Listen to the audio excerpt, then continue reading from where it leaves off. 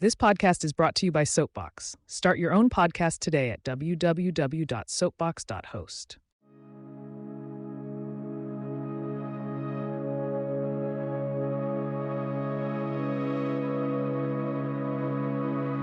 Welcome back to Wednesday at 9 p.m. Season 2, Episode 14. On tonight's episode, we discuss the attacks of the Shadow People, schizophrenic mother-made entities, and astral projecting stalkers. My name is Nick, and joining me, of course, are Aaron and Frank. Hello. We're back. Right before Halloween. Yes. The spookiest time of the year. This will round out our Halloween October series of episodes. We just got off a two-parter on the Bell Witch, and I have some spooky stories to end the season. Not season 2, but just the spooky season. You've got big shoes to fill. I think last year we did a Halloween special. Remember that? The campfire special? That was fun. So looking forward to this. I love the hook. I can't wait for the mother-made entities. That's a theory, but Gotcha. the schizophrenia is not. You're not excited for the astral projecting stalker, Frank? No, that's been there, done that. It's probably talking about me. Yeah. Anyway. Shout outs as usual. Shout out to my mother and to Maddie. Shout out to David Hoy. Hope you're still here listening. If not, we'll contact you via MySpace, DM, AOL. Aaron, do you have any shout outs? I do. Shout out to Fallon. Shout out to Troy from Nick. And shout out to Shadow People everywhere. They're probably For listening. making this possible. Shout out to David Hoy, as always. Shout out to Sarah, Cameron, and Makana. Again, in the other room. I feel like I said that last time. For hopefully they don't bleed through. Yeah. But, On audio. we have some fans amongst those three, so that are going through episode by episode to the end, and have just told me today that they really liked Nick's episode about the Ouija board. So we'll probably like this one too. Yep. This is on that level of crazy, scary stories. So Awesome. well, gentlemen, let's get into it. I got, I think, 11 or 12 here. Some are shorter than others. Some are really funny. They're not all dark, but we will be going over stories from the book Darkness Walks, The Shadow People Among Us by Jason Offut. Amazon link will be in the show notes. And there he gave a lot of different kind of scenarios and almost like archetypes of encounters people have had with shadow people. So some of you may not know like this phenomenon of shadow people. To boil it down just kind of in just like really basic terms, it'd be you're sitting at home, you're sitting on the couch watching TV, and you see like a shadow move out of the corner of your eye, and you swear it looks like a person, and it like darts from one room to the other, but you don't quite see the full features of this person. Didn't your And that's friend the Chris?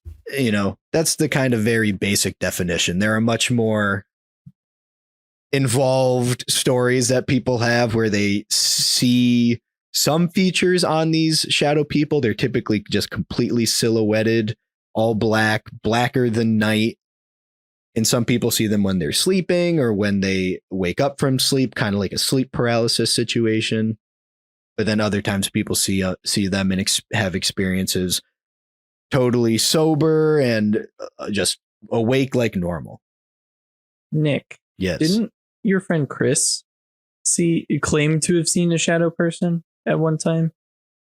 Like recently when we spoke to him last before recording? Maybe. He said like he saw a shadow like dart across the room.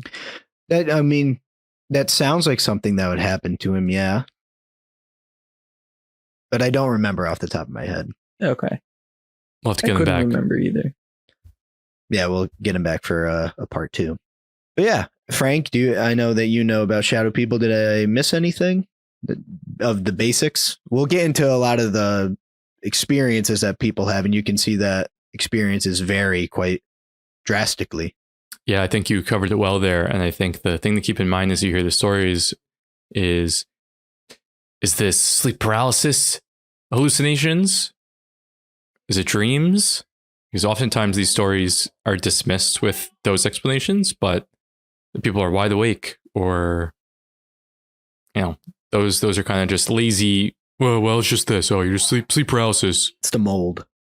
So we'll get into our first set of stories here that are all kind of semi-related. These 3. I'll take us to Portugal first with our protagonist here named Dan. Portugal Dan? Yeah, Portugal Dan. So he said that a black human-shaped shadow, multiple of them, would often visit him, and that they were never hostile, and they just seemed to observe what he was doing. And that happens a lot as well, that I've seen, that like they're pretty benign most of the time. Like if you see a shadow person or what you think to be like a shadow entity of some kind, they're not necessarily like aggressive. But Dan would see them just in the hallway, floating from door to door, like I said previously, and actually kind of scary, in the reflections of mirrors. Oh man, that's awful. That makes you think it's not like a hallucination. Can you see hallucinations through mirrors? Because it's not like you're seeing it in your immediate Maybe view. if you It's stare at a mirror long enough, you just stare at a mirror for like 2 hours. Yeah, but like, see, that makes it feel more real. Like it's really physically there. Oh yeah. Did he ever like turn around when he was looking in the mirror and like not see anything there? Not described in the story. It's like a reverse vampire. You only see them in mirrors. It's a reverse vampire. That's funny. But for Dan, this became, pretty normal. Like he would just see them. He just kind of lived with it. Until one night, he was walking his, at the time, girlfriend home from his place, and they just stopped in a small park. And they were saying their goodbyes, and they heard a noise coming from a tree that was next to a house nearby. Dan looked up and he said, quote, "The top of the tree fanned itself with violence." So I don't know if that just means like it was rustling really heavy and it looked like there was something up there. Like, something might violently swing around. It's not like they're trying to actually be violent, but it's just like going crazy. So I don't really know what he meant by that. But he does say that there was a lot of rustling and the sound of snapping branches. And then they heard the sound of something crashing to the ground. It was kind of muffled, though. And right after, Dan and his girlfriend see 2 hands come over the top of the wall that is surrounding that house that's nearby. Oh. And Dan described the hands as not human and as dark as burned paper. Frozen in fear, the couple watches as a head crests over the wall, and it's just as dark as the hands are. But it bore 2 red eyes and were staring directly at the couple. The entity then let out a roar and jumped on top of the wall. And Dan described the figure as human-like, so it looked like a human, but some of its features weren't necessarily human. But it was entirely pitch black. He could only make out these burning red eyes. Dan grabbed his girlfriend and they just ran out of the park and did not look back. That's our first story. Oh, You know what jumps out to me about this? What? Red eyes, because natural things don't have glowing eyes in general, right? You have eye shine from animals, but there are no eyes that emit light themselves. So what is it with the red glowing eyes? Because that's a common trope in spooky stuff, right? And whether it be monsters or things that people think are evil spirits or demons or even Bigfoot. Yep. Even, so it's like Mothman. Yeah, oh my God, that's a perfect example. How could I forget that, Aaron? And even shadow people. It's like that's not a natural thing. So then, what is it, and why? Why is it? You know? Yeah, I mean the simplest explanation someone could give is, they both hallucinated, or they didn't actually see something, or they just saw like a person playing a prank. Are probably the typical responses that Like dressed up in like a morph suit. Yeah, basically. With like LEDs. Yeah, something like that. It didn't. I don't remember if there was a year for this story, so I don't can't really tell. Like, oh, this definitely happened. You know, if it was 1985, Sure. You know, probably not that, but. Yeah, I think the roar is also kind of weird. Yeah. That's the only story where that happened. Yeah, that's rare. You don't usually hear that. Usually silent, right? Yeah. So the roar was odd. Was the roar like a human making a roaring noise, or was it like an animal? He just said he let noise? out a roar. He just described it as a roar. That's how Dan said that it sounded like. So I don't really know. We'd have to ask Dan.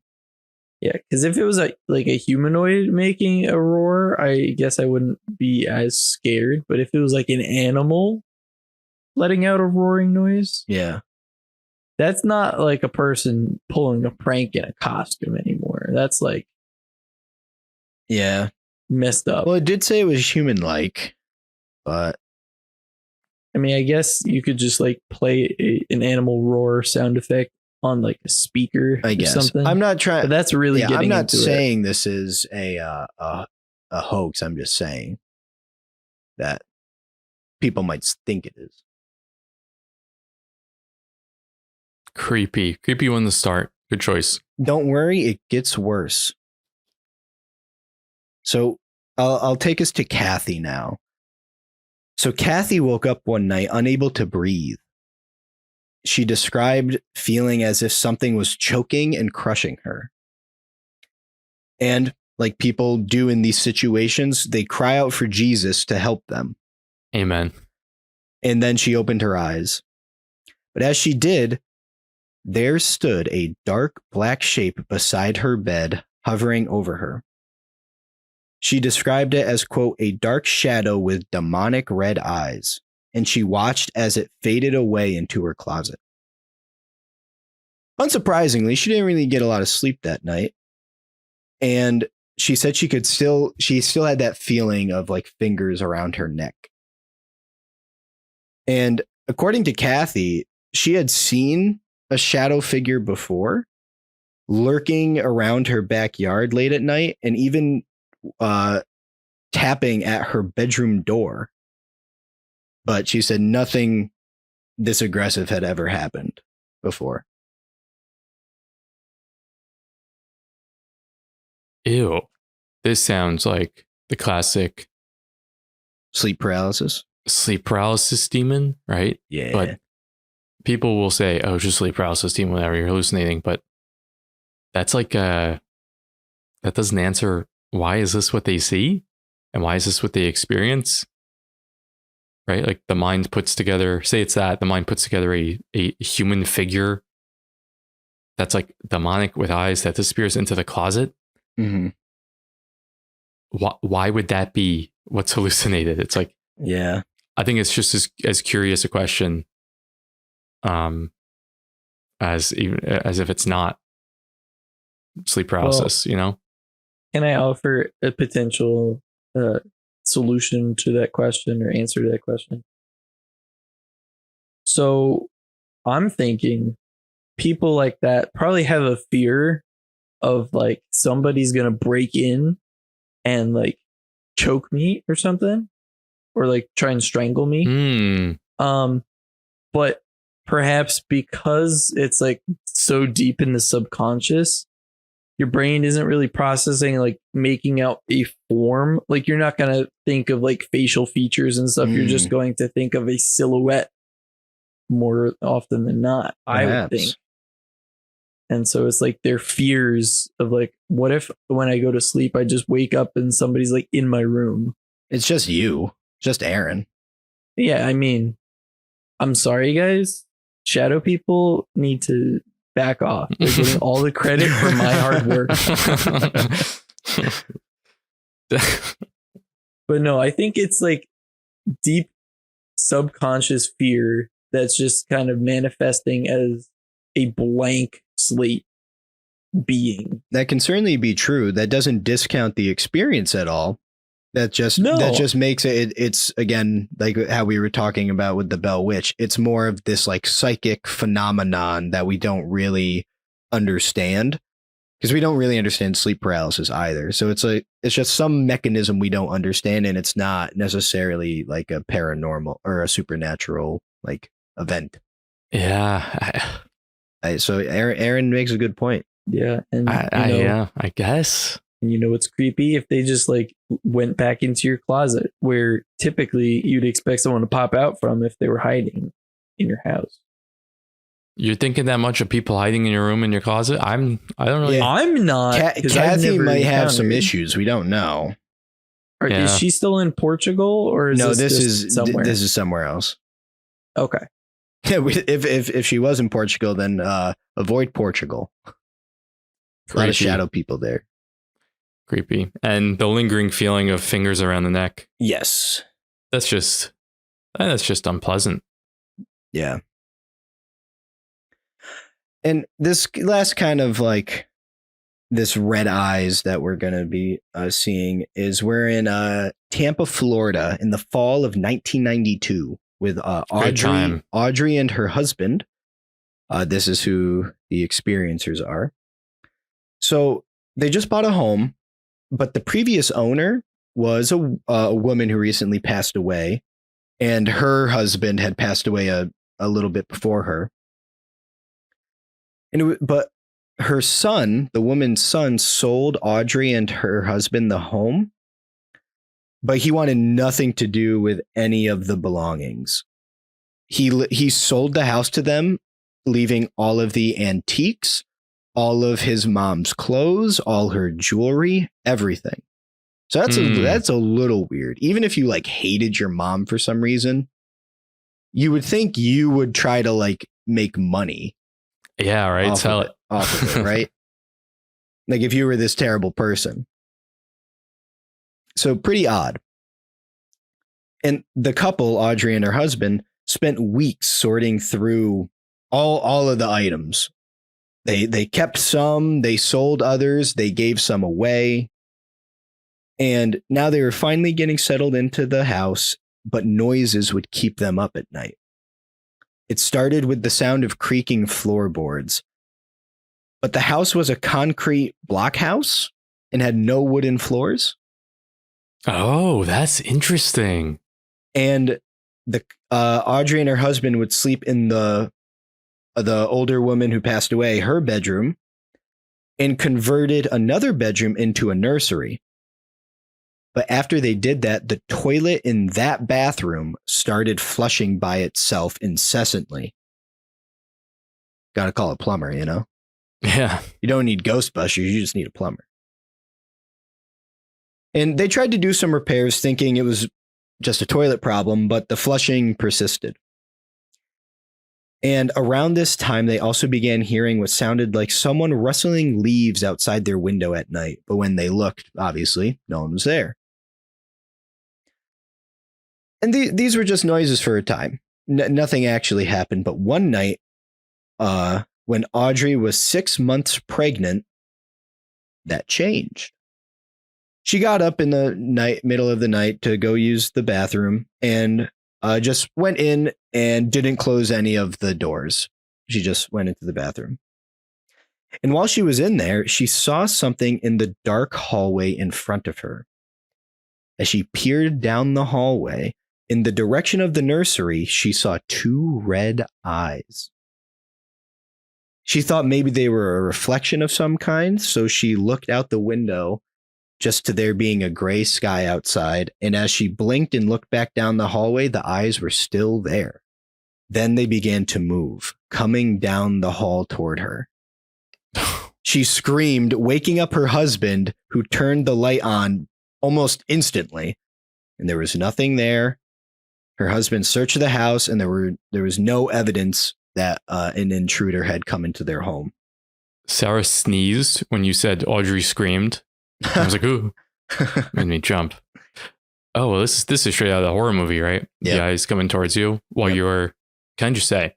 In a compromised position? Yes. Is there any more compromising position than being on the toilet? In the shower, because Being 6 months pregnant? Oh my God, yeah, that's double.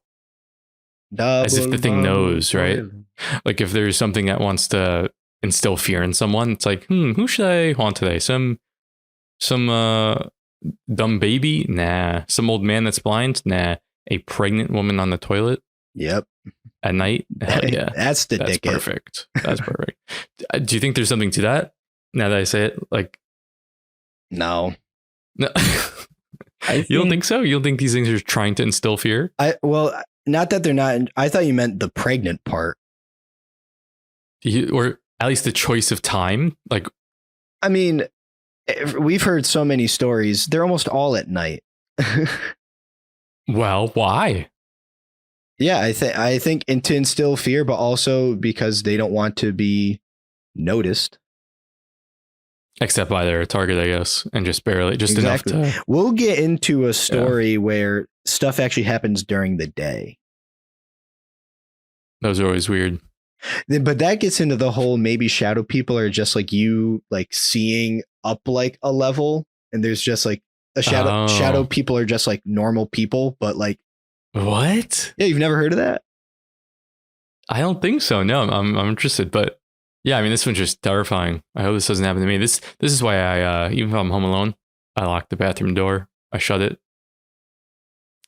I go to the bathroom when I'm home alone with the door open, but also I don't really have a long hallway, so it's a little I different. also go to the Yeah. bathroom in your home. Well, I with knew doors that. open I knew that. when you're not home.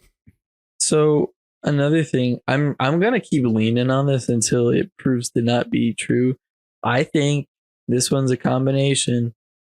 Again, fear manifesting. Like I think maybe these shadow beings are like a manifestation of fear. But what about the noises that they both were hearing Nick, if you bought a house and in it's this got- economy? Yeah, I know. Try and use your imagination in this Okay. fantasy reality Okay, here. good.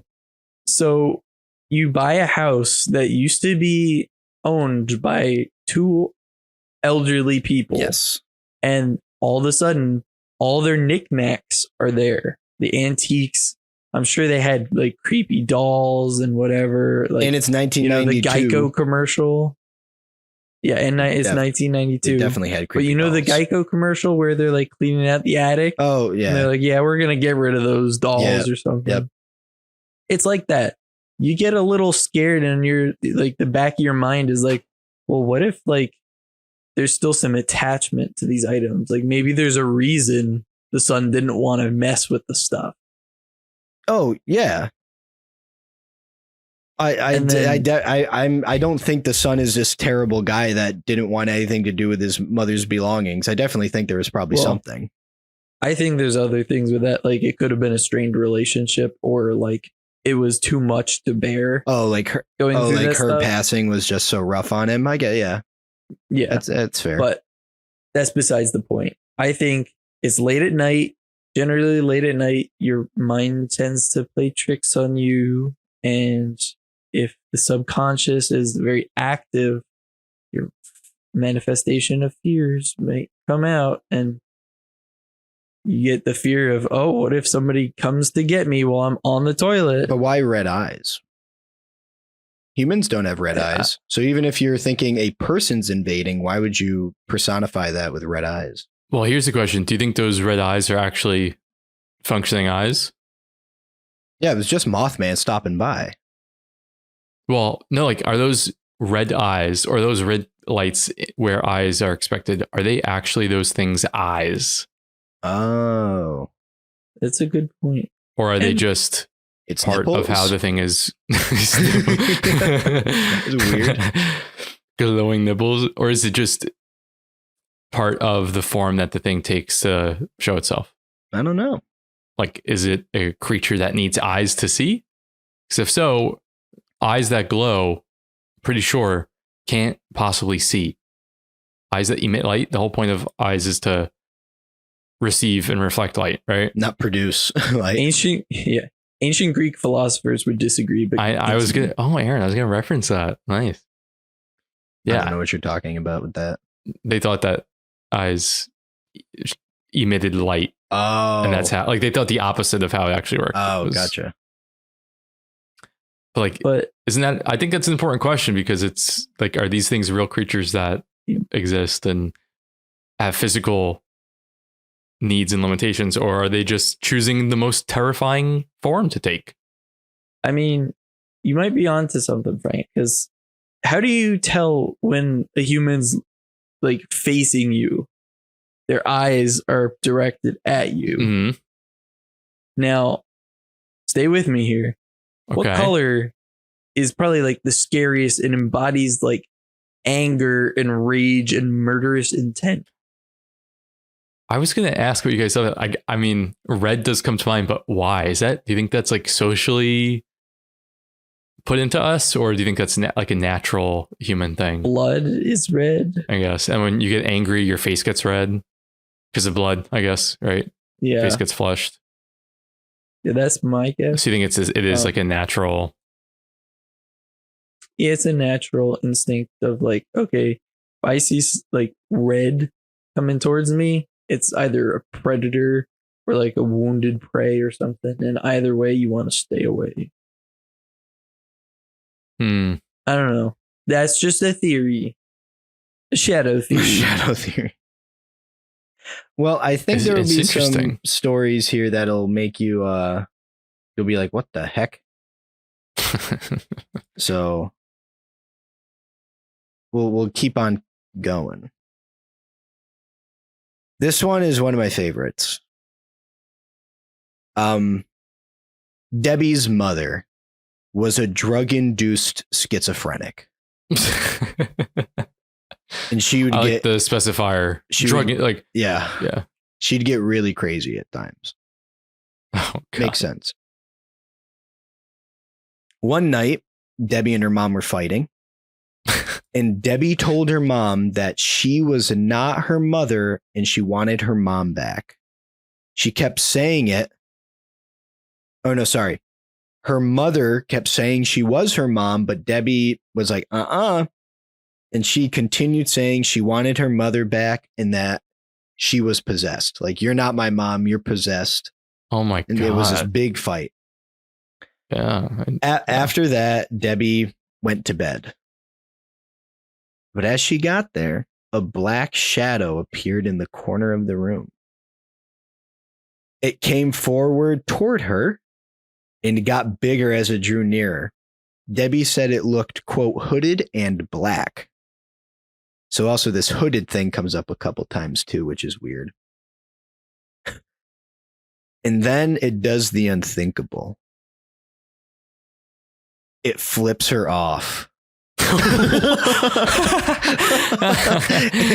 and What? Debbie said it had a very long middle finger. What? And she tries to brush it off. I had a hallucination, like I was really angry. It was nothing. But her half sisters told her that she had previously also seen a similar entity in a graveyard with 6 of her friends. What? So my thought is it probably was like this I think also Debbie was like a teenager at this point. So imagine you're like your mom, drug-induced schizophrenic. She's a drug addict, right? That's tragic. Yeah. And you're a teenager. Something probably manifested, like Aaron's saying, in your mind. I just think it's so funny it flipped her off. Like, that's crazy. That is crazy. I've never. Yeah, I mean, yeah, that's such a human like reaction, right? Exactly. And that it's like, why would it do that? But with a long finger, a very and long hooded, middle finger. even if it's like, I don't know, even if it's like generated by the mind, why is it still like the shadow? Why is it? I don't know. Why is it hooded? Why did her half sister see a similar thing in a graveyard with 6 of her friends? I don't know. Oh, how weird. I'm thinking this is a different phenomenon. I don't think this is a shadow. It's a feminine phenomenon. A demon. Oh. I don't think it's a demon. I don't know. Demon possessing the mother, maybe causing like schizophrenia / drug addiction. And then maybe its plans get foiled, and the only thing to do when your plans get foiled, just right here, buddy. Right there, man. Like, I guess, but nothing violent happened. Like, even Debbie and her mother, it wasn't like, it was just an argument of them screaming at each other. Like, no one hit anybody, no one threatened anyone, from at least the story that is in the book from Jason. But does it have to be violent to be a demon? A lot of the times it is. But does it have to be? I guess not. But her also saying she's possessed and I want my mom back could also just mean she's having like an episode and she's just saying that. I guess. I don't know. I mean, we don't know any schizophrenics. Speak for yourself. True. Who are you?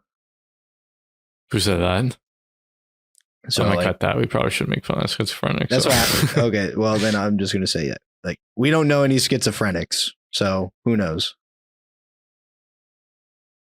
This isn't to make light of mental health problems. It was to make light of a shadow entity flipping someone off. I can't. That's actually crazy. Like, I don't think I've ever heard. It's too, and like Frank made a good point. It's a little too human. It is. Like, that is a human thing. That's why I'm saying it's not a shadow entity. It's got to be something with like a higher intelligence. How do you know? It definitely is like an intelligence. Yeah, I mean, that's. How do you know that shadow entities aren't of a higher intelligence? Yeah, that's insulting. I think shadow entities are just like subconscious hallucinations. But that's my take. I don't think you'll think that in this next story. Frank, you're gonna hate this one. Oh, interesting. What a segue. Okay. Dawn was 15 at the time. I hate it already. Yeah, okay. And she was walking across a parking lot in Jacksonville Beach, Florida. So we're back to Florida. And she was getting into her friend's car and saw some sort of shadow. She said, quote, "It was cloaked and there were eyes of fire inside the hood of the cloak. I stared at it and it stared back at me. I was not frightened."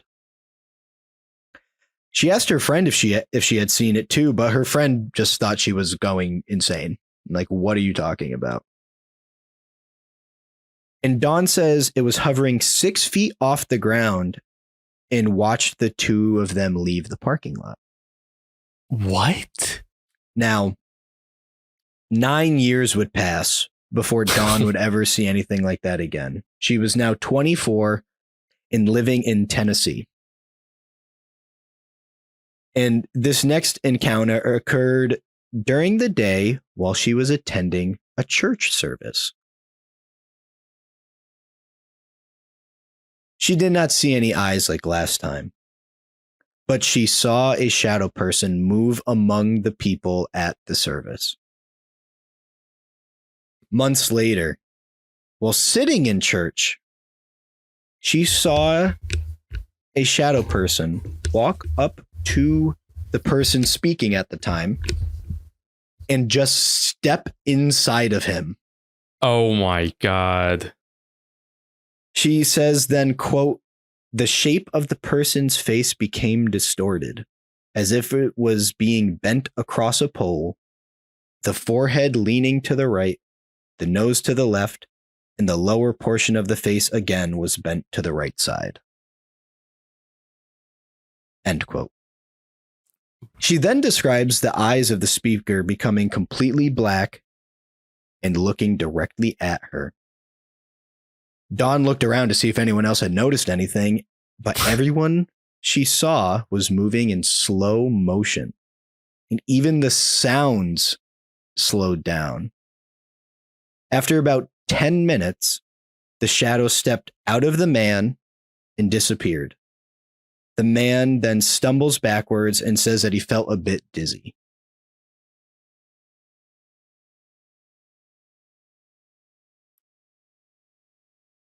I don't even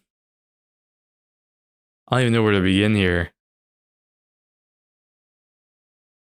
She just wanted out of church. It was a really boring service. She was like, Yeah. It was like Christmas time. They were doing the genealogy. She was just like, ugh. That's funny. That's funny. Okay. I'm going to say my first impression is this person is insane.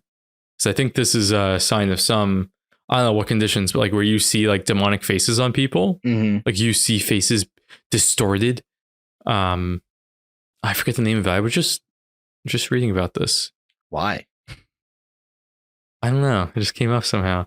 Like people sometimes have this condition where they just see normal faces distorted and like demonic. Odd. Yeah. Isn't that creepy? They just see someone doing like a Jim Carrey face all the time. Basically, yes. Like their perceptions of faces are, well, I should say the accepted understanding is that they see catch. faces distorted, but maybe they're seeing this. Yeah.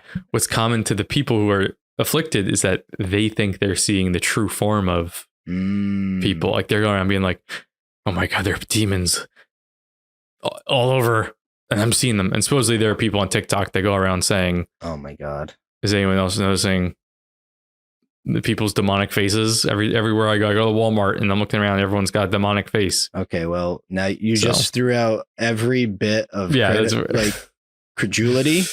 Yeah, that I don't believe you anymore. On NBC News, oh good, it talks about really. Well, yeah, I mean, this is just the first source that came up.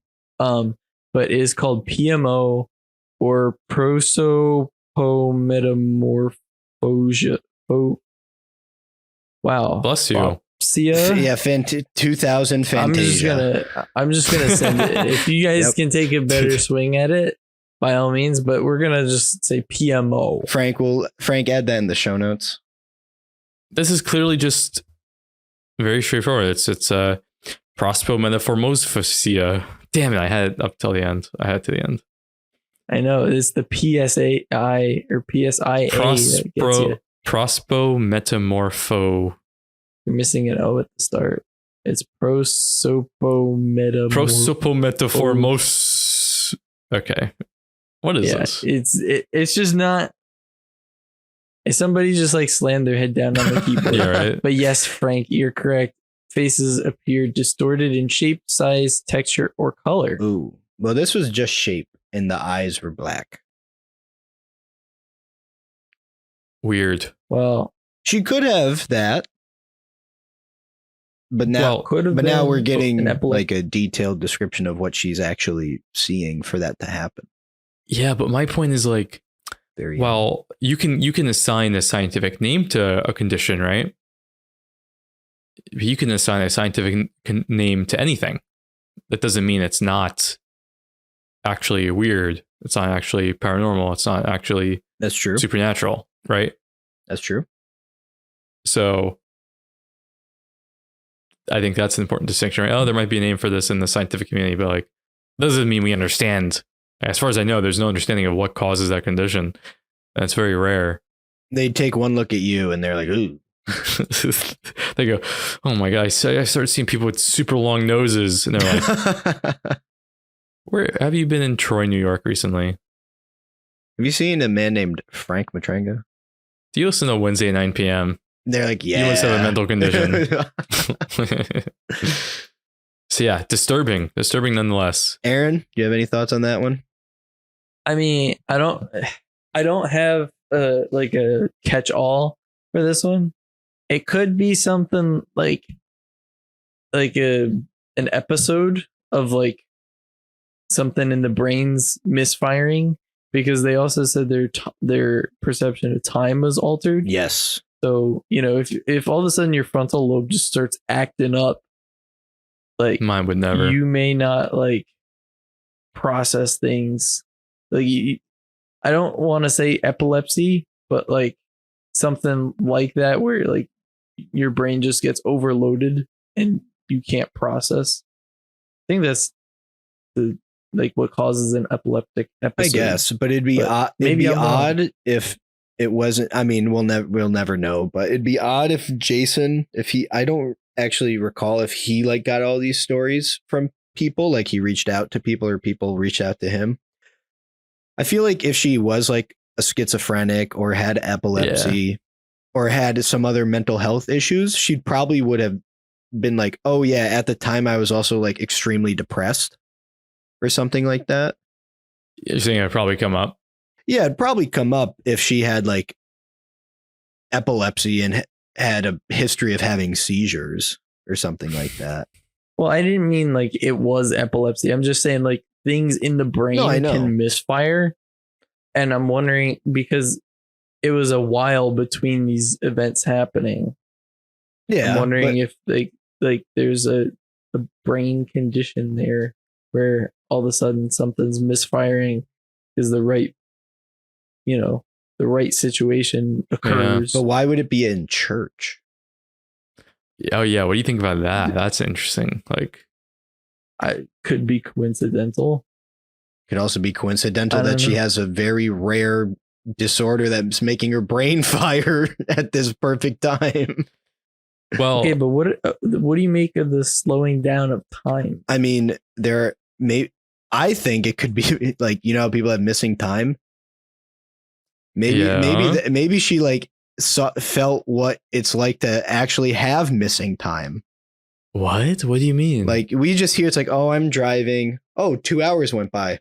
2 hours went by. What? She's just like there for 10 minutes and it's all slow. So is that the opposite of missing time? That's like extra time? Yeah, it feels long. So like it felt like 10 minutes, but it was really Maybe it was just a really bad homily. Or it was a bad homily and she was daydreaming. Those feel like forever. I don't know. I think there is something. I think there are too many odd things in this one for it to be like it's this or that. Yeah, I think it happening in like a religious place or spiritual place. I mean, right? The simplest, like, is it simpler to be like, oh, it's a coincidence happening in church, or is it the simplest thing to be like, well, yeah, a spiritual, I don't want to say spiritual, a supernatural and non-physical or like a weird thing took place in a place that's about like supernatural things. You know what I mean? It's like, yeah, it makes sense. But there's a little bit of not evidence or proof, but if it's true that the person felt sick or said like, oh, I feel a little true. He did sick, then stumble back and said he felt dizzy. That is true. If that's like, if we accept that as fact, then that's like a little bit of corroborating evidence that she saw something that wasn't just in her head, right? Yeah. But yeah, you'd have to take this whole story at face value. Yeah, right. Which if we don't, then why are we even doing this show? Why are we here? So, what if she's just like super psychically in tune, and she noticed like he was like about to pass out for whatever reason anyway, and so she like slowed things, like her brain slowed things down And like, added a shadow person. like created a scenario to explain what she couldn't figure out. I don't know about that one. Interesting. I don't know. That's interesting. I'm grasping at straws here because I don't know. That's the point of these. And now, this next story also just kind of funny at the end. Like, good for you.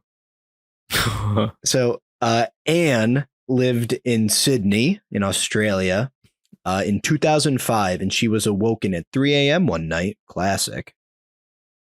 And as she opens her eyes, she sees a black cloaked figure, once again cloaked, leaning over her. But here she describes the face as gray and snowy, like TV static, like a white, like when it's on like the white noise sort of thing. Also moving, like the static is moving, or just like static texture. That's just how it looked. Got it. Oh my god, if that moving, oh man, that would be terrifying, right? But the eyes were black and sunken into the face, so it was Frank.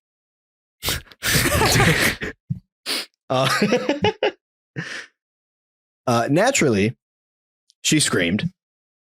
Naturally. But she was pinned to the bed and could only move her neck. So this is very sleep paralysis like as well. The creature then leaned into her. Wait, what do you mean? And she, quote, felt that it shoved its arm down my neck and was choking me. Well, down her neck as in like, I don't know. I think just like down her neck, not like through her mouth down her neck, okay, but just down. Yeah. Not that either of those is much better than the other. They're both terrible. I think I'd be a little bit more off-put though if something like reached down my throat. That'd be like it through my horrific. Or mouth. through your neck, right? Like through your neck, but still somehow choking you. Like it could selectively pass through. Oh yeah, stuff. yeah. Well, she started crying. I mean, What a obviously, loser. tears were streaming down her face, and she kept trying to scream, but there was no sound coming out. Again, very typical of sleep paralysis. And the attack grew worse, and then when the entity went, quote, half inside, I don't think there's any connotation. I don't think that's what it means. No one was thinking that. You were like, what do you mean by it shoved its whatever? It was inside her. That's no, I meant the seed. Nobody thought that. No, you're the only one that thought that. Schenectady, Frank. I literally meant like, through her neck, like passing through her skin. Cut this. I'm not getting this. Anyway. If you want. No, I don't care. Okay. You cut this part though. Yeah, I'll cut this. Or will I? Actually, cut everything else but this part. This and is- we'll just be like, cut this to like the normal part. The entire episode is just cut this. cut this. Right. Like 10 seconds.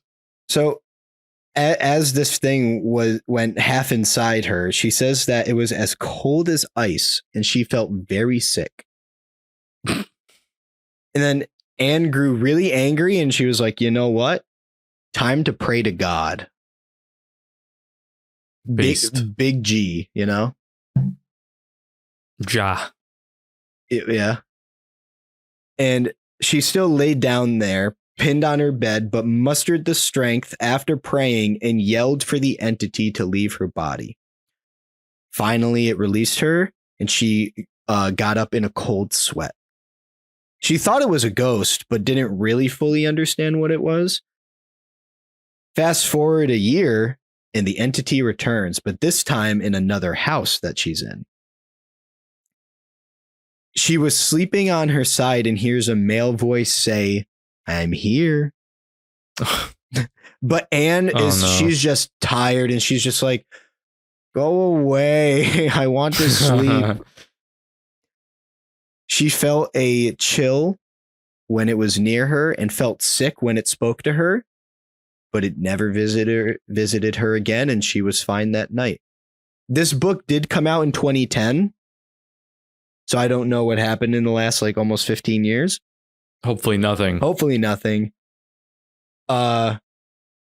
But also, this experience happened in 2005. 5 years later, still nothing has happened. So probably fine. But I just pretty love good. that she's just like, go away. Let me go to bed. Yeah, that works. I know. You just got to tell him to go. It really does work. Just say no. You can't be haunted if you say no. Oh, yeah. That's actually, there's a small hint of truth to that. If you do, Yeah, just right. like, Actually, it does help. Yeah. This is an interesting one. I mean, I think it's night terrors. Yeah, this is obviously very, very sleep paralysis based. Like her saying that she can only move her neck. It is very heavy into the sleep paralysis.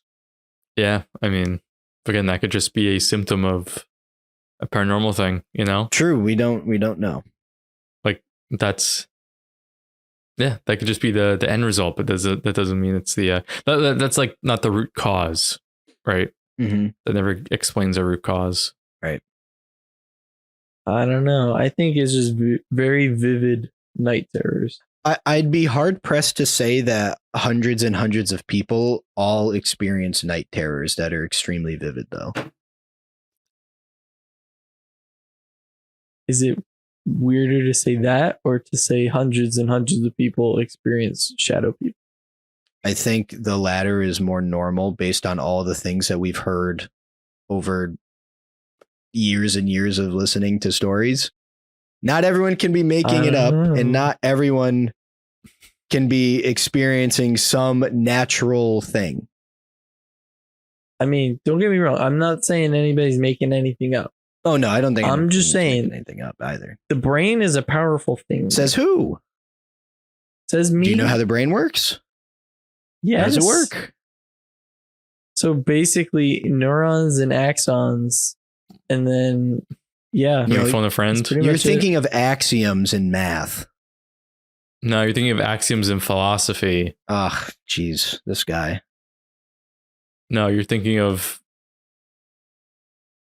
The next something story. else. The next story. Oh, that was good.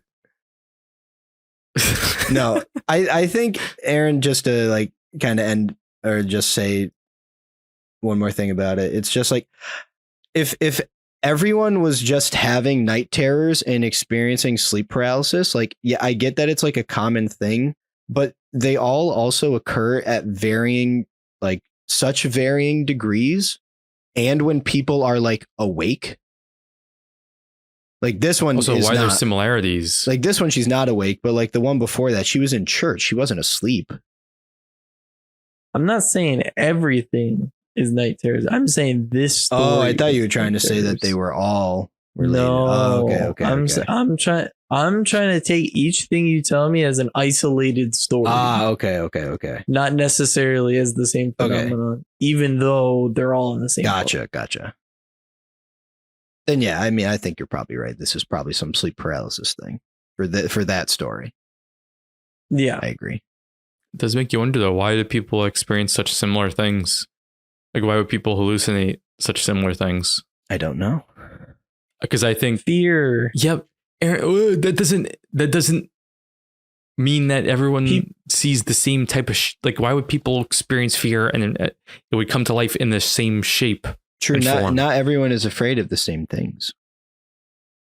Okay, but not everyone's experienced the same things either. To be fair, Yeah. Some people have been choked to death, or some Well, not people to just death. feel like No one they're being died. followed. No one died. Well, we wouldn't hear fear the of stories being about choked to death. Well, wouldn't we just not hear the stories about shadow people that kill people? I guess. No, I'm sorry. But I there's meant rules, a fear of being choked to death. No, but there could be think of it, 90% of shadow person cases could result in death, and we would just not know because we only hear the ones that don't result in death. Right, but that doesn't happen that frequently. You've heard so many stories, Frank. Do people? I'm just saying we don't actually, like. It's actually like when I don't know what that's called. It would be fallacy to be like, this never. To quote Scott from Astonishing Legends. Wait, great man. Yeah. He always says there are rules. It does seem that there are rules. I agree. There are rules. but we wouldn't know. But Frank, you would know. How would we You know? only wouldn't know if they're not or if they're alone. But like, let's say like you and Sarah go to bed, and then all of a sudden, Sarah just starts like choking in her sleep, and like she's like trying to scream out. Like, you would know something's up. Like, she just doesn't like all of a sudden just go kaput like that. Like, something's up. Yeah, but like that's a good I know point. you're right in the sense that we don't know what we don't know. That's all you're saying. There could be a shut person out of view from us, just like right next to our peripheral vision. Yeah, it's all called, the time. Yeah, it's called your FBI agent. You think he listens to the show? I mean, he must. Oh, he does. He does. She does. He must. Whoever. Yeah, of course. We're inclusive. Yes, They do. I think it does. No, I'm saying I have plural. There's multiple assigned to me. All right, we're getting a little off kilter here. We're real back in. This one, we're in Folkston, Georgia. A lot of these in the South. And it follows the story of Eric, who is a gunsmith. And he said he has seen shadow people lurking in his home and says that his wife was possessed by one of them. Oh. He was awoken one night by her hitting him in the back to wake up, and she was screaming that someone was in the room with them. Eric looks up and sees a solid black shadow moving quickly along the foot of the bed. He jumps out of bed and tells his wife to turn on the light. Eric thought it was a home invader, so he goes to grab his handgun. However, his wife turns the light on and, in quote, a smart-assed tone, as Eric put it, which he had never heard her talking before, she says, "What you doing?" Oh.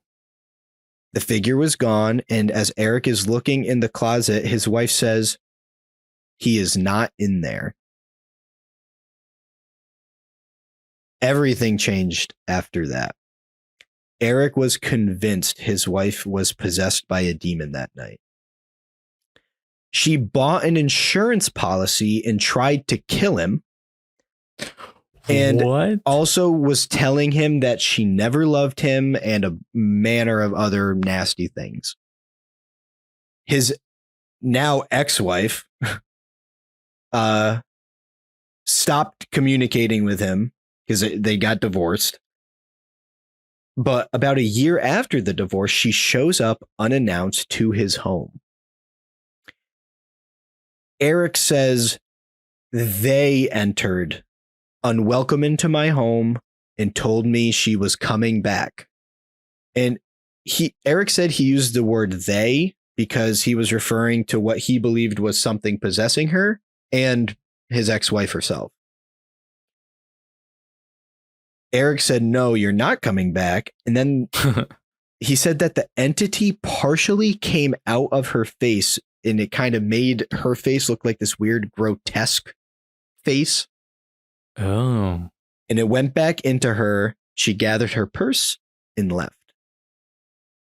Since then, he received a few telephone calls from her, but she has never been back to his house. Eric has also said he's been touched on 3 occasions by these, as he describes them, shadow demons, and that they're still present in his home. He ends the story saying, and there's going to be some explicit language here, so he says, "They are not aliens, not time travelers, not pleasant Disney characters. They are fucking demons." That's how he ends it. Nice. Nice. Can we please censor that naughty word Disney, Nick? Yeah, sure. Oh my gosh. Can't believe I had to say that. That's actually very funny. So Also, what a line. What a self-aware line. Or crazy, but cool. true. This could also I know nothing about the guy. He could also be having. He's just a terrible husband. Yeah, I have no idea. Again, I don't want to cast dispersions on anyone, but we are only hearing one side, and divorces get really messy. So I don't know. He's like, Your Honor, she's a demon. She went demon She's no mode. Disney princess. She's no time traveler. She's no time traveler. She's a demon. So, That's but then he says crazy. that there have been some other things that have like touched him, like some shadow entities that have like, grabbed him in some capacity. But yeah, I don't know if how things actually ended. This again is just what he said. So who knows what the full story, but I thought that end line was just so funny. That is They're so not good. Disney characters. Yeah, I don't. You know what? These stories like this make me think like you pass by however many people every day on the 3. street drive. Well, You work from home like 0. me. Yeah, me 0. On the street, driving, walking, whatever. You have no idea, but that guy that cut you off at the intersection. He was late to his wife giving birth. True, or was late to his wife getting possessed by a demon and Well, yes. trying to kill him or something. You like, I don't know. People have just crazy So stuff the going mo- on. I don't know what the moral of that story is. The moral of the story is don't pay any attention to people cutting you off or giving you a bad day. They might be possessed by shadow It Yeah. might people. be, but yes. Yep. Treat everyone Okay. with grace and charity. They might be possessed and full schizo. Perhaps. See, Nick, I'd love to just make the excuse because like 90% of the story sounds like the ex-wife just isn't happy in the marriage anymore and is a little crazy. Right. But then like the start where it's like, oh, he's not in there. That is like, It is weird. who's he? It is weird. Yeah. Why'd you Unless say that? she was like cheating. It's something? like it's like Eric manifested this story because now he's having like a break. Oh. Is that what you No, mean? I'm saying like maybe she was cheating and then like she woke him up like intentionally or not.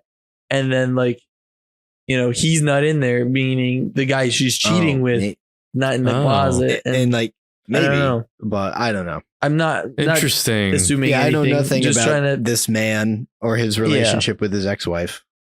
So but like 90% of the story sounds like crazy, bitter ex-wife. But then there's like that 10% like at the start and then at the end with like other beings Right. touching him. Unless like his ex-wife is like really crazy and is like just like sneaking into his house and like just like that I don't know about that. yeah, it's a far-fetched. So I'm a little stumped on this one, Nick. Now, this next one, I think I'll have you both stumped. And by have you both stumped, I mean this is I had to include it just for like, why is this one even in the book? Okay, great. Good intro. So Max and his cousin were sitting on the back steps of a house where their uncle was like having a party. Like, I don't know if it was a birthday party, but there was a party going on inside, but they were out back. And the two noticed a shadow moving along the fence, and the boys watched it stop. They looked as a black cat-shaped shadow turned its Okay. head and looked at them.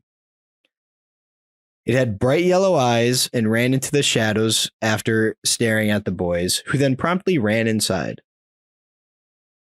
So Max had apparently experienced a shadow cat when moving into a new apartment, and it would pounce on him and scratch him. However, he came to enjoy having it around. What? So, the first part, they probably just saw a cat. There's like literally a What black the cat. hell is this? So I'm just like, cats have yellow eyes. You saw a Yeah. cat. Like, that was it. They're like, no, it was small and it had claws and It had It yellow was- eyes. It was like really fast, and it always fell on its feet. It meowed. It meowed. It made this terrible growling meow sound. So I was just like, I read that and I was like, they just saw a cat. It said a black cat shaped shadow. I was like, yeah, there are black cats. Black cat shaped shadow. It was so, and so I'm like, okay, what is this? But then he says that there was a shadow cat in his new apartment and it would scratch him. And then he was like, yeah, I'll keep it around. Was it a shadow cat or a real cat? I don't know. I just thought it was funny. That's it. That's the story. That's it. I don't know if this helps your case, Nick, because now it's sounding like the author is not really vetting out the stories. You gotta have different kinds of stories, you know? You gotta. Oh, don't worry. These next 4 are, the last one is, I have no idea what to think about this last one. Good. We needed to, got to inject some humor in. And I thought it's like, well, it just sounds like you saw a black cat, guys. It does indeed. I don't know. I wasn't there. But it definitely sounds like you just saw a black cat. This next one is close to home, which is why it's included in here. Rob was an 11-year-old boy who just had a tumor removed from his brain in 1971. I didn't even know they could do that back then. But he was undergoing radiation therapy. And in the summer of 71, he was home alone in Niskayuna, New York. Oh. Pretty close by. I worked there. I know. So he walked down the hall, make some breakfast, when he fell flat on his face as if someone pushed him. He tried to push himself up, but he could not. It was like someone was standing on top of him, keeping him from standing up. And then in an instant, his arms straightened and he was able to get up and look down the hall to the living room, where he saw a silhouette of a man in a trench coat wearing a fedora walk from the living room to the dining room. Got some Hat Man action. So Rob, like an 11-year-old does, ran into the kitchen, grabbed a knife, and went into the dining room. There was no one there. The sliding glass door was closed. The curtains were undisturbed. And he went through the rest of the house and no one was there. All the doors were locked. All the windows were locked. He even unlocked the sliding glass door and looked outside to see if he could find anyone. No sign of anything. And there was like a 10-foot like drop down onto like rocks from there, because his dad didn't want people to be able to like get in from like the deck where the sliding glass door went out to. So even if he just like jumped down, he would have dropped 10 feet down into rocks. His mother, he told his mother about it, and she just chalked it up to, overactive imagination or a side effect from the radiation. However, a week later, while his mother was making breakfast, she opened the curtains that were covering the sliding glass door and found that the entire door was shattered. The glass. The whole thing was broken. And Rob says it was not from a projectile outside of the house, but from the inside of the house. And he said this was because the interior of the double pane window was broken. Oh. And even now, again, 2010, Rob still sees shadow people, but is not bothered by them. If anything, he says that he gets frustrated because he can never actually get a good look at them.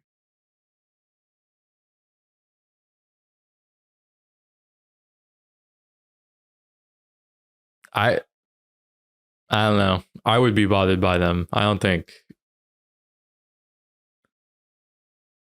Man, I don't even know what to make of this. I mean, the tumor being removed? Well- That can mess with your brain. Well, the tumor is gone. Yeah, but still, you mean to tell me it wasn't pressing up against a part of the brain or stunting development of a part of the brain or like... Again, You know. none of us are neurosurgeons. We don't know what effect a tumor would have on if it would cause hallucinations. I'm just saying. But then the sliding glass door is shattered and no Yeah. one heard anything. She just opened the Like- curtains and it was broken. That comes up a lot in paranormal stuff, like glass shattering, right? Or is that like more of a I think it's a Hollywood. paranormal movie trope? Yeah, I think that's a Hollywood thing. Yeah. I don't know, but I don't know. feeling thrown to the ground, that's something. That's also true. And unless he was just so weak he couldn't get himself up, but then Yeah. like, instantly he could. A little yeah. odd. But also It's always- man in a trench coat and a fedora. Maybe it wasn't the Hat Man. Maybe it was an MIB. So a man in black Oh. in his house. Well, it's always interesting hearing like stories that are close by. It's like, oh, stuff like this even happens near me. You know what I mean? Mm-hmm. Granted, That's it always was like the another 70s. layer. Yeah. It's like 50. I mean- this was 50 years ago. Rob Even then, may it's not. like, I don't know how the cancer gone, but he was 11 in 1971, so he'd be like in his like 60s now. He might still be around. hopefully. Hopefully, we should track him down and Let's track ask him. him. Boots on the ground. Aaron, you're gotta be our guy, especially. All right. Continue I it. mean, I know a couple Robs at work. Ask But if I any don't of them know. had a tumor when they were 11. I don't think so. I'd be surprised. Well, did they go, hey, I'm Rob. I had a tumor when I was 11. Yeah, I would lead with that if I was Yeah. Rob. No, but like, so one of the Robs is probably too young. Mm. The other Rob, Rob Zombie. That's Rob Zombie. yeah, Rob Zombie. No, the other Rob has like 2 bachelor's degrees, I think, and a master's or something. Oh. So like, I don't think. So you're saying I people feel like with- having a tumor at 11 would kind of slow down your education a Says little. who? Maybe you. I did. I said I feel. Who Sounds says you sounds feel? kind of ableist to me, man. It does sound ableist. Do you hate people with cancer? Stephen Hawking had ALS and was still able to do amazing things. Didn't he go? Don't worry about that.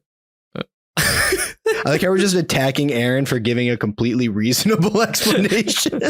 Yeah, all I'm saying here is I'm pretty sure I would have heard about it Oh yeah, probably. and that like it would have altered his life a little Probably. bit. Fair enough. I just don't know, again yeah. that one was mainly in because it said Niskayuna. I'm like, okay. That's cool. That's pretty cool. I like stories that are local. See, I can do local. I don't do just crazy. Going back to the original idea. Nick. Yeah, Perfect. I can do local. Do you have any from Troy? No, but I have one from St. Louis with Martha, Oh, great.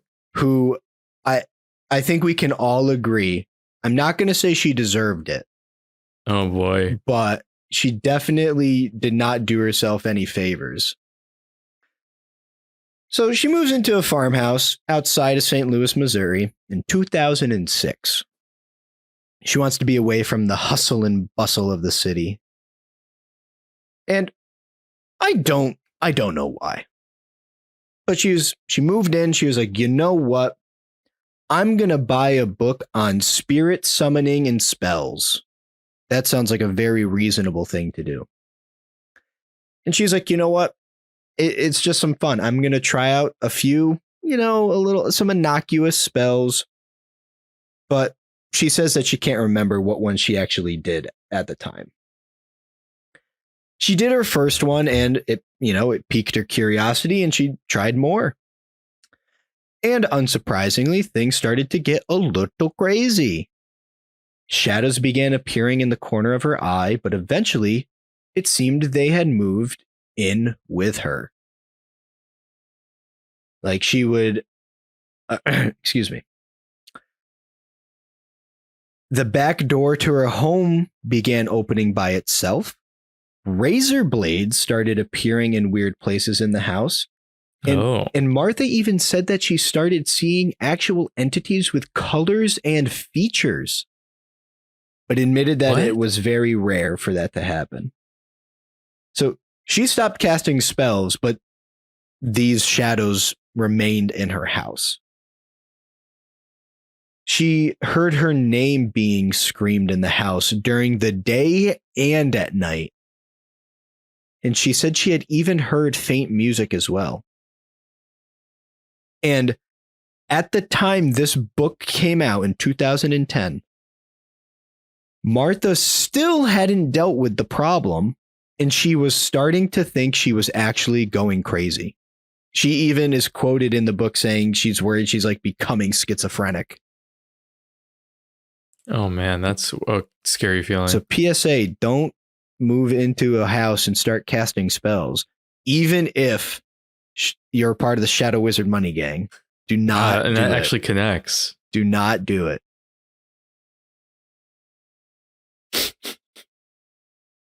I mean, I think this is a clear-cut demon or malevolent entity that she conjured up. You cast spells, you invited it in.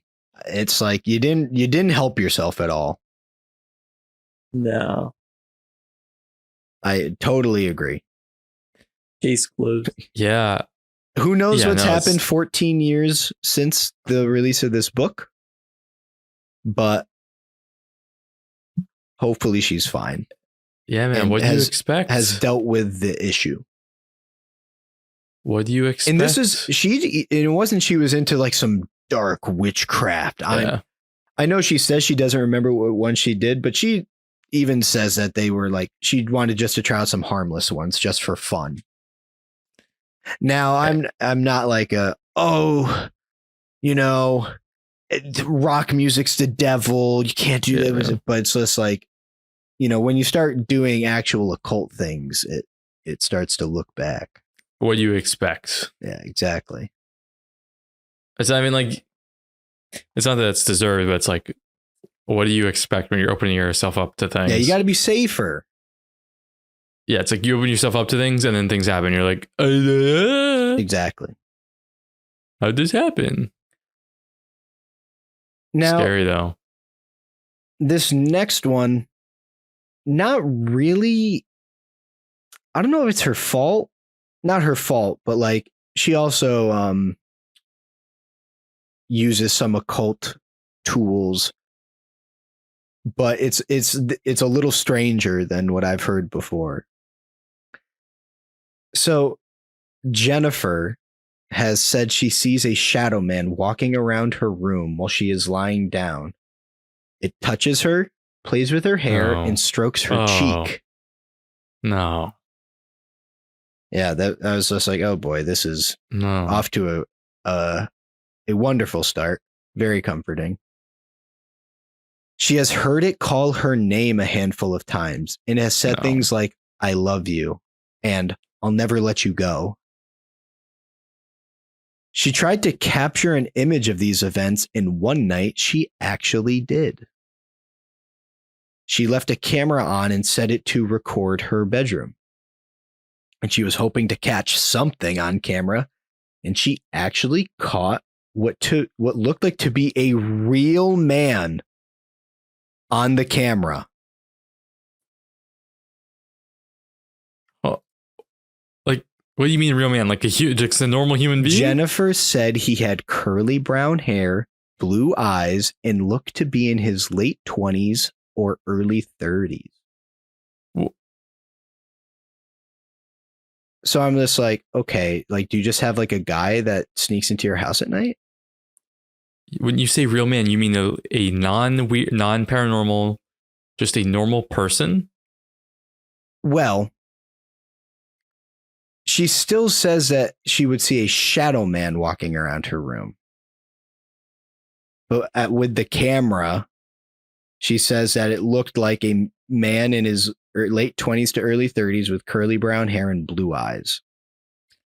So it only looks real on camera, you're saying? Like what? I guess. let me continue. Now, this is where I think she really made a bad move. She bought a Ouija board. Genius. I'm like, okay, well, let's see where this goes. To her surprise, the Shadow Man claimed to be a living, breathing person. Really? Or we might know as a stalker is probably the better term. And I'm going to still refer to it because who knows if the truth is being given. It told Jennifer he was a real person and was astral projecting. What? Jennifer asked how long he had been watching her, and through the planchette, he replied with 3 years. She then asked how he found her, and he replied that he felt her energy level. Jennifer then asked if they had met in real life, and he responded with yes. Jennifer asked why had he not come up to her in person? And the last words he replied with was, "I'm shy." She tried to ask more questions, but he refused. And that was the last communication she had with him, whatever it is. How about that? Okay. So many thoughts here. One, if it's telling the truth, that's horrifying. If it's not telling the truth, Horrifying.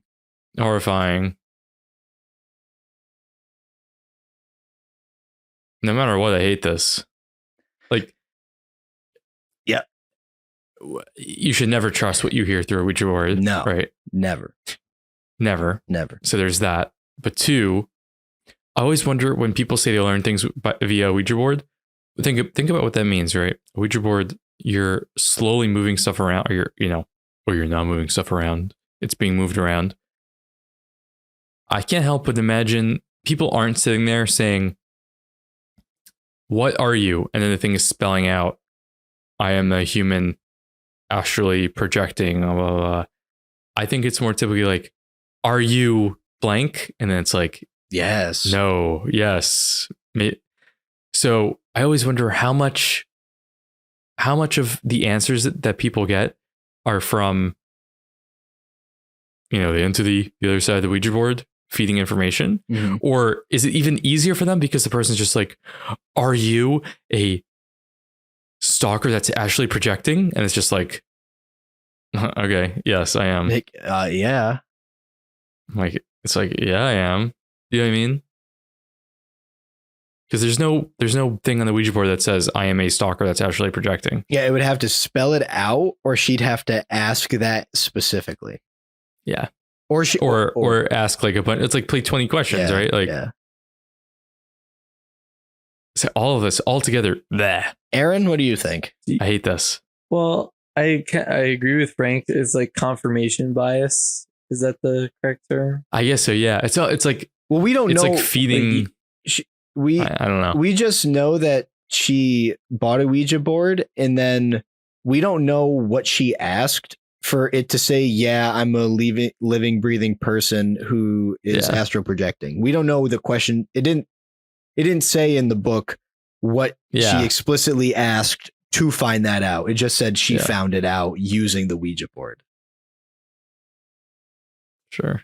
She's either a very patient woman at the Ouija board, or she's subconsciously or consciously getting the answers that she is expecting. Or like Frank said, she's actually communicating with something else, and it's just like joking around with her. I just me personally, I don't believe that. Like I believe what you just said. Yeah. As in, I don't believe the answers given via a Ouija board. Right. I just see no reason to ever trust anything that those things say. But they're liars. Aaron also makes a good point. Like I've never heard of someone using a Ouija board and they're like, it's an astral projection of someone responding.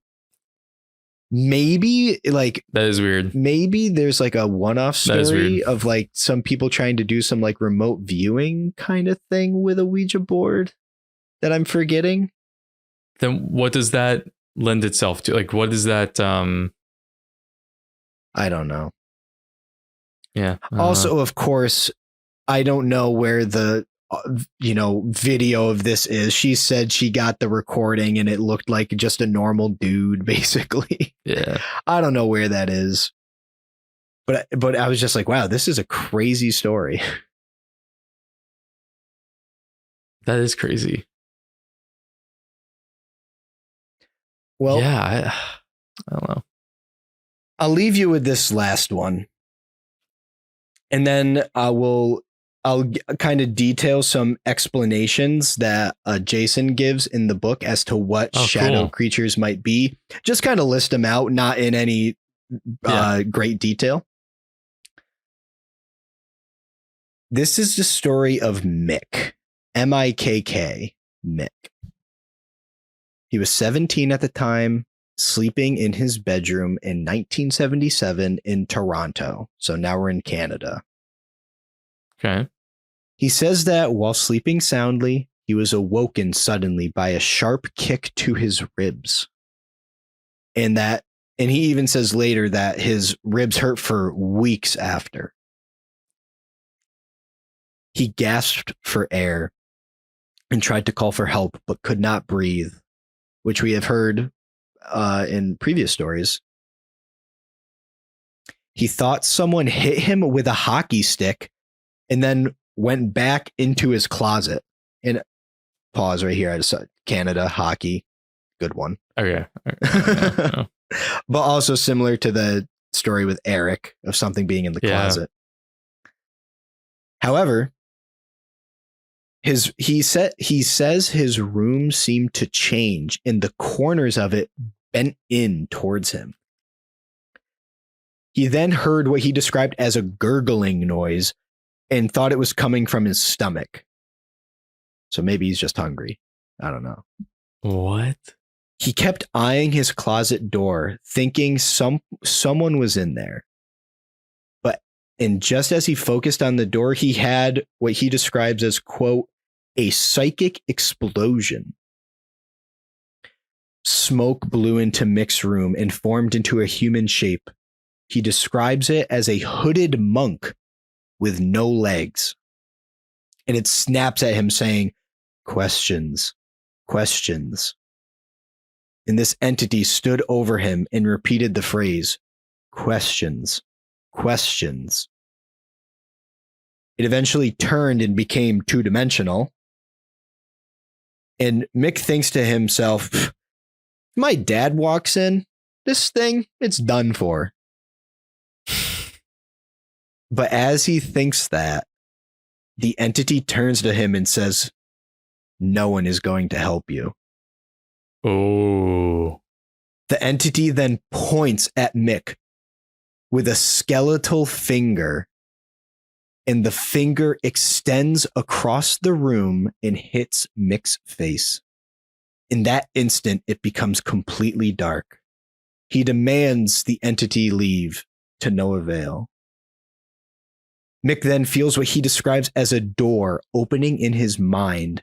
And as he steps through the door, he says he's in his own mind. He describes it like a large hotel complex and opens doors here and there, revealing old memories. And as memories begin rushing through Mick's mind, he says he sensed that the entity was feeding off of his hate.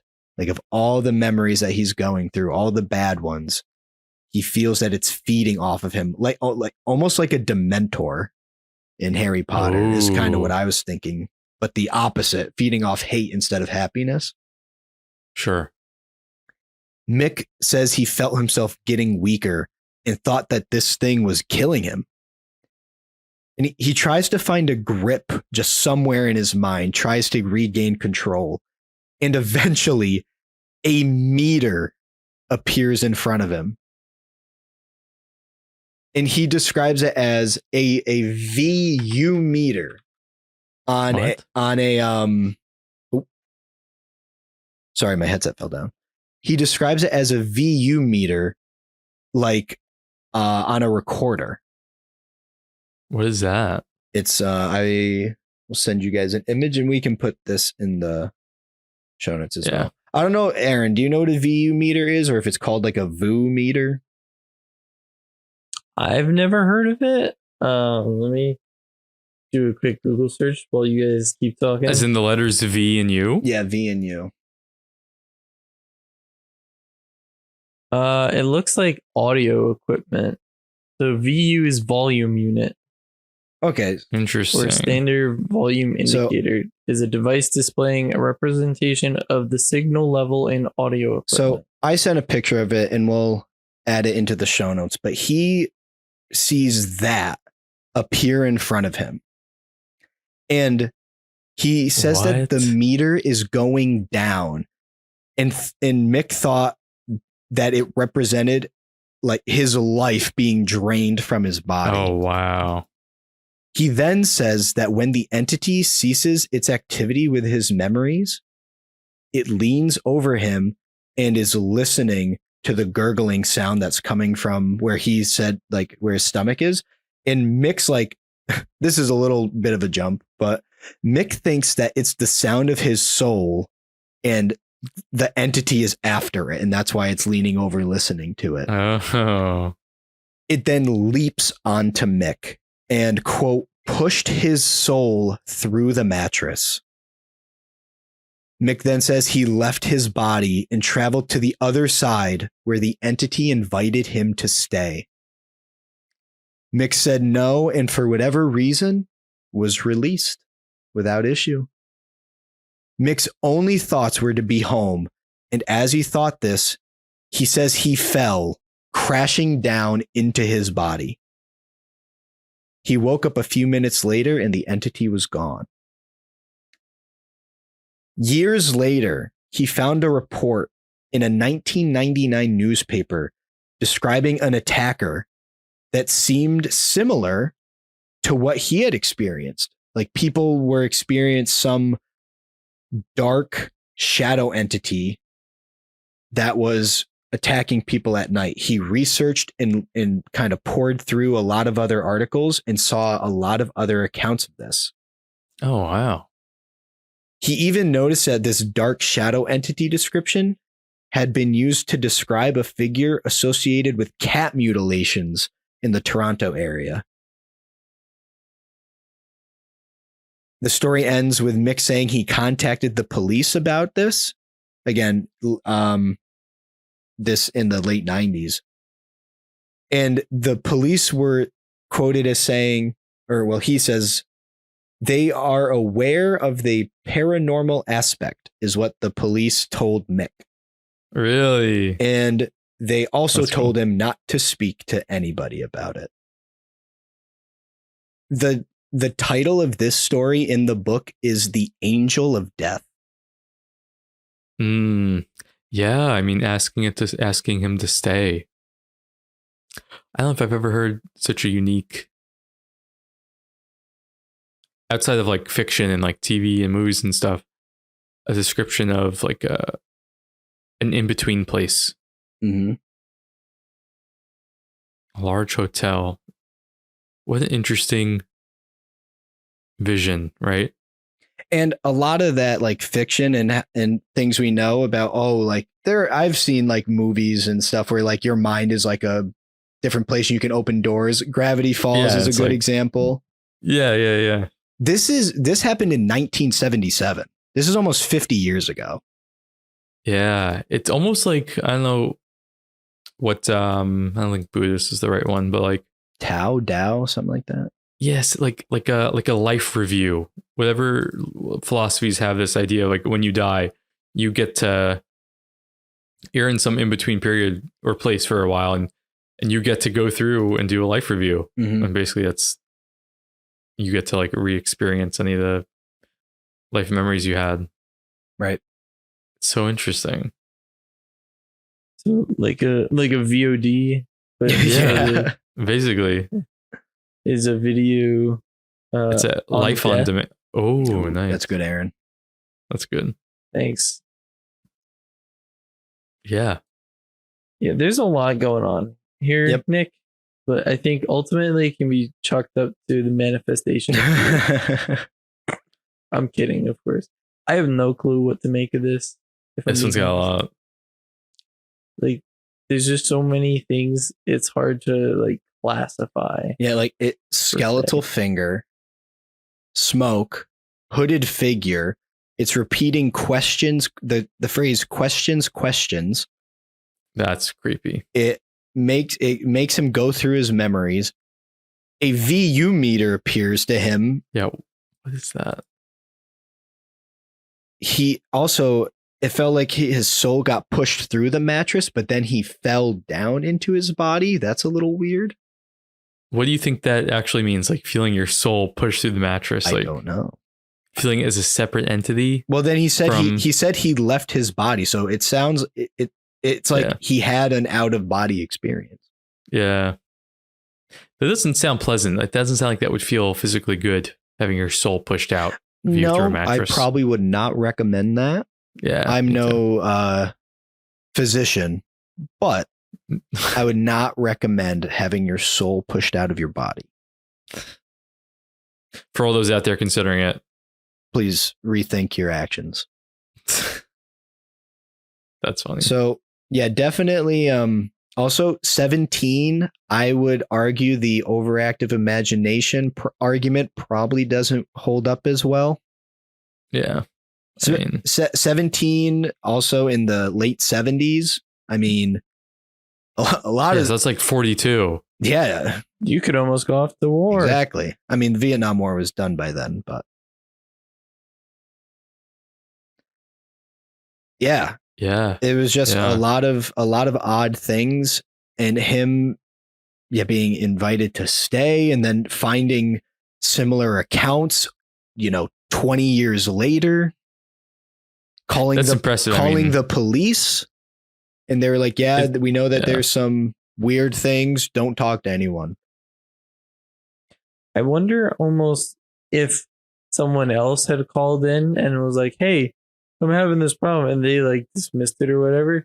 And then that first person told another person, and then that second person started having problems. Maybe the police are like, yeah, don't keep. Yeah. Yeah. And the police are like, don't tell other people, because then it'll just bounce to them. Yeah. I mean, that's the hitchhiker effect is a phenomenon that you're basically describing, where people have experiences and then, or they're involved with something. Like a lot of times it's typically like military personnel or something.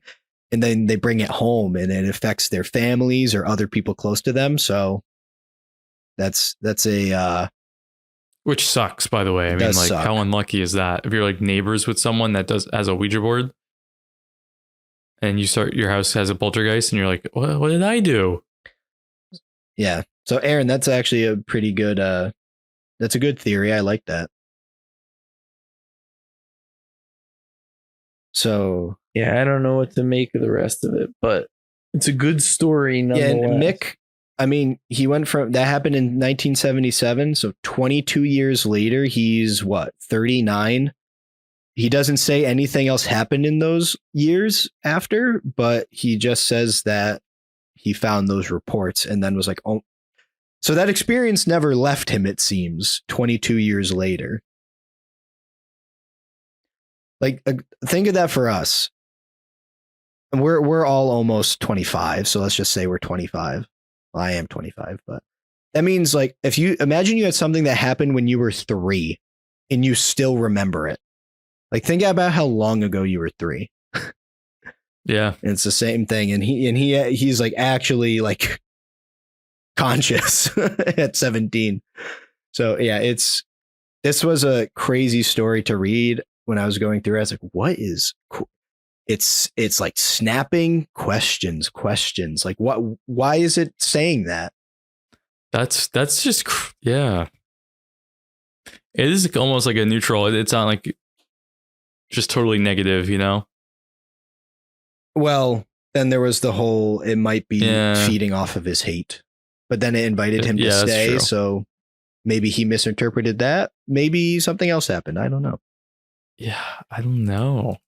But unless you guys have any further remarks on the story, I want to just end this out with going over some of the explanations that Jason Yeah, let's hear goes 'em. over. So again, I'm just going to kind of list these out. I encourage you all to purchase the book on Amazon to really read through the rest of these stories, read through the ones that we talked about to get all of the details and kind of see why Jason thinks these explanations could work. So the first one is mud shadows. And I'm just like, what What's the? that? I don't Never know. heard that. That's why I knew that this was going to run long. So I didn't want to really go into them. So this is literally just a list. I can always on another episode be like, oh, talk about what mud shadows are. But so he thinks mud shadows, maybe spiritual shadows, which again, like, what is that? As a separate category? Yes. Okay. Judeo-Christian demons, the jinn. Mm-hmm. And I'll kind of put these two together. It could have something to do with the wandering souls of Hinduism. So I guess in Hindu, there is probably maybe some like purgatory sort of idea. Interesting. But there's also the unseen realms, which are part of Buddhism, that this could be related, that shadow people could be related to. Ghosts, he gave as a possible explanation. Protective spirits. Now, I don't know if he meant protective of people or like kind of guardian entities and they're protecting something else. Astral travelers, which we heard for one of them. Potentially. ETs. Reptilian ETs. What? Okay. And the last one is maybe it's a little bit of everything. And in the book, it's a whole chapter dedicated to the explanations. So I encourage you, if you're interested, buy the book on Amazon. The link will be in the show notes. On Kindle, it was like $10. And there are a lot of other stories I didn't talk about. It's chock full of them if you're interested in this topic. That's a nice a good sampling to get people interested. That's Any closing I'm interested. thoughts? I feel like I might. Yeah. Only. Go ahead. I like his last point. It could be a little bit of everything. I'm a subscriber to that. I would also throw in a couple theories of it's not supernatural and it's just the brain being more powerful and unknown than we thought. Sure. But yeah, those are That's it. That's what I got. Frank, do you have anything else? I also find it hard to believe that there are very few kinds of things out there. I think it's likely that just like there's a lot of diversity in the natural world. I mean, think about how many species of insects there are, right? Mm-hmm. Like countless insects, variations of insects, right? Why wouldn't that be the same for the unseen world, right? Mm-hmm. I think we shy away from that because that would be it's already hard enough to get evidence of anything, let alone millions of different like supernatural entities, supernatural things. It's like so we have to come up with like really big broad categories. All the yokai are their own thing too. So yeah, like exactly right. It's like I agree with Aaron, but I think I take a more it's paranormal stance than it's actually human psychology. I think you would do that because we know how much you paid attention to psychology in college. True. Yeah, you got me there. But yeah, I mean, these stories, Nick, really just go to your point of too many people experience things for all of this to be made up. Mm-hmm. So I believe that a good chunk of, if not all of the stories that you shared today, these things really happened. I don't know what the explanations are. I think they're likely more paranormal than not, but too many people have stories of shadow people with glowing red eyes for it to be a made up thing. Yeah, that was a whole section of the book. Really? Those were only some of the stories. There was a whole section about it. Yeah, that's what I think. So again, this is Darkness Walks: The Shadow People Among Us by Jason Offutt. 204 pages. Not that long of a book. Brad Steiger wrote the foreword. Oh, okay, that's so a known name. I knew that. I was like, okay, this is worth it. So that is it from us here at Wednesday at 9 p.m. I hope I gave you all listening at home, and Aaron and Frank, a bit of a spook. And have a happy Halloween. Good night.